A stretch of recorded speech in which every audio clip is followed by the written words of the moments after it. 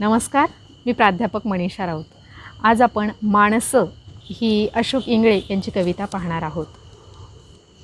बघा कवी काय म्हणतात.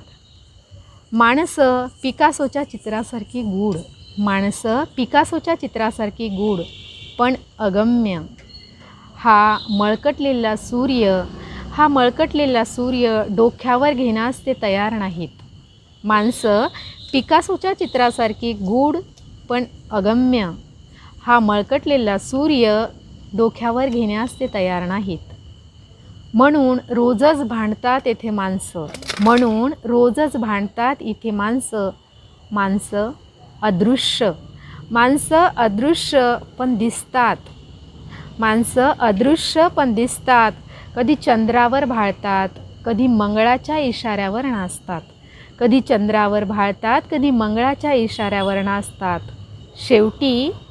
शेवटी हिरोशिमा होतात माणसं बुद्धाची करुणा पाझरतात,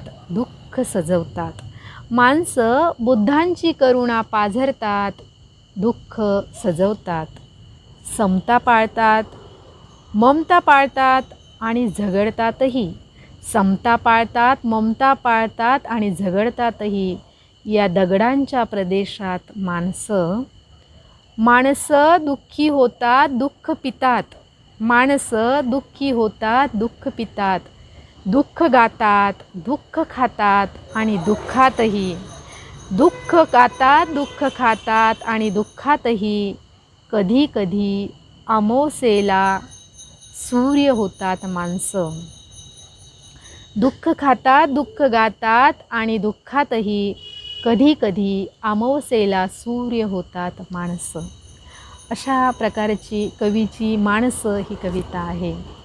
माणसाचं जे बदलतं वागणं आहे किंवा माणूस दुःखात आनंदी होतो, आनंदात दुःखी होतो, हे असं का होतं, किंवा त्याच्या अवतीभोवतीची जी परिस्थिती आहे किंवा संपूर्ण माणूसपणच जे आहे ते कसं एका चक्रामध्ये गुरफटून जातं आणि त्याचं वागणं, त्याचं जगणं कसं बदलत जातं, हे या कवितेतून आपल्याला कवी सांगू बघतात. कवी म्हणतात, माणसं ही पिकासोच्या चित्रासारखी गूढ आहेत, अगम्य आहेत. ती वाचता येत नाही, ती समजत नाही. ज्यांच्यासोबत आयुष्याची कितीतरी वर्ष घालवली आहेत, अशा माणसाला आपण म्हणतो की मी त्यांना पूर्णपणे चांगल्या प्रकारे ओळखतो. आणि अशी काहीतरी घटना होते, असं काहीतरी घडतं की आपल्याला वाटतं मी या माणसाला कधी ओळखलंच नाही, यांना मी समजूच शकले नाही. आणि मग तेव्हा माणसाला जाणवतं की त्यांना काय, मी मलाही ओळखू शकले नाही. आपणही कधी कधी असं वागतो किंवा आपल्या हातूनही असं काही घडतं किंवा आपलं वागणंही एखाद्या वेळेस असं विपरीत होऊन जातं की ज्याचा आपण कधी विचारही केलेला नसतो. अशी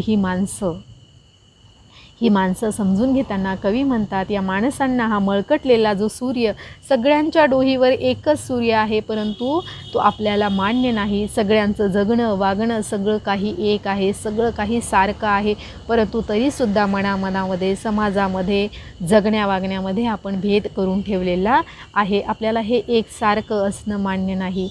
सगळ्यांचं प्रेम, सगळ्यांचा आनंद, सगळ्यांचं सुखदुःख हे सारखं असतं, तरी आपण त्याला विभक्त करतो, तरी आपण त्याचे तुकडे करत असतो आणि मग त्यासाठी आपण रोज भांडत असतो, एकमेकांसोबत वाद घालत असतो. माझं काय आहे, मी काय म्हणतो, अहमपणा आपण एकमेकांना दाखवत असतो किंवा माझं तेच खरं करण्याचा आपण प्रयत्न करत असतो. मग अशा वेळेस हीच माणसं परत कधीतरी चंद्रावरही भाळतात, एकमेकांच्या प्रेमात पडतात. कधीकधी त्या चंद्राला ते तासनतास निहाळतात. मग त्याच चंद्रावर जाण्याचा ते विचार करतात, मंगळावर नवं काही उभं करण्याचा विचार करतात. आणि मग मंगळावर जीवसृष्टी आहे का, चंद्रावर आपण वास्तव्याला जाऊ शकू का, या विचारामध्ये, या भानगडीमध्ये माणूस पुन्हा पृथ्वीवर तर स्वतःचा कब्जा त्याने केलेलाच आहे. पृथ्वीला तो तर नष्ट करण्याच्या मार्गावर ते घेऊन जातच आहे, परंतु तो आता नवे ग्रहसुद्धा शोधायला लागला. मग हाच माणूस हिरोशिमा करायला मागे पुढे बघत नाही. प्रत्येक देशाकडे आता अणुबॉम्ब आहेत आणि तिसरं का महायुद्ध येऊ घातलं तर काही सगळं संपायला क्षणार्धाचाही कालावधी आपल्याला लागणार नाही. अशी ही माणसं आपल्या अवतीभोवती दिसतात. आणि असं जरी असलं तरीसुद्धा माणसं बुद्धांची करुणासुद्धा पाझरतात आणि आपलं दुःख सजवतात. असं असतानाही काही चांगली माणसं या जगामध्ये, या सृष्टीमध्ये, या पृथ्वीतलावावरती आहे आणि मग त्यामुळेच कुठेतरी बुद्ध जिवंत आहे, त्यांची करुणा जिवंत आहे, त्यांचा शांतीचा संदेश जिवंत आहे आणि मग अशा वेळेस ते आपलं दुःख लपवण्याचा प्रयत्न करतात. त्या बुद्धाच्या विचाराने ध्यानमग्न होणारी ही माणसं मग समता पाळू पाहतात, ममता पाळू पाहतात आणि नाही जमलं तर पुन्हा माणसं झगडतात, भांडतात. मग घराघरामध्ये युद्ध होतं, अगदी 2 देशामध्ये सीमारेषेवरून युद्ध होतं. या दगडाच्या प्रदेशात ही माणसं दुःख होतात आणि दुःख पितात. अगदी धुऱ्यावरून, शेतजमिनीच्या वाद्यावरून, एका 2 फुटाच्या इंचाच्या जागेवरून वाद करायला 2 भाऊ मागे पुढे बघत नाहीत. यामध्ये खून खराबा होतो, एकमेकांचा जीव घ्यायला ते मागे पुढे बघत नाही.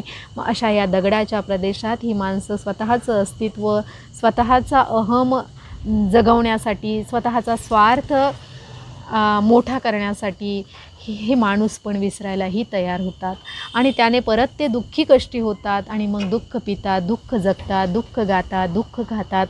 सारं काही दुःखमय होऊन जातं. मग सगळं जग त्यांना दुःखमय वाटू लागतं, सगळं जगामध्ये दुःख दाटून येतं.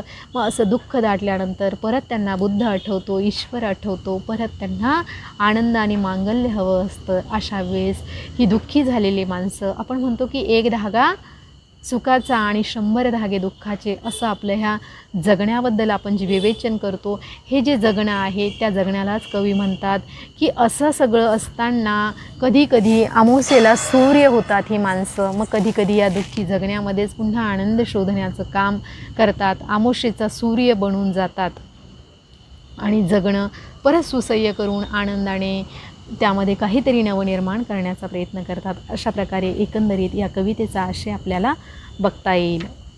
धन्यवाद.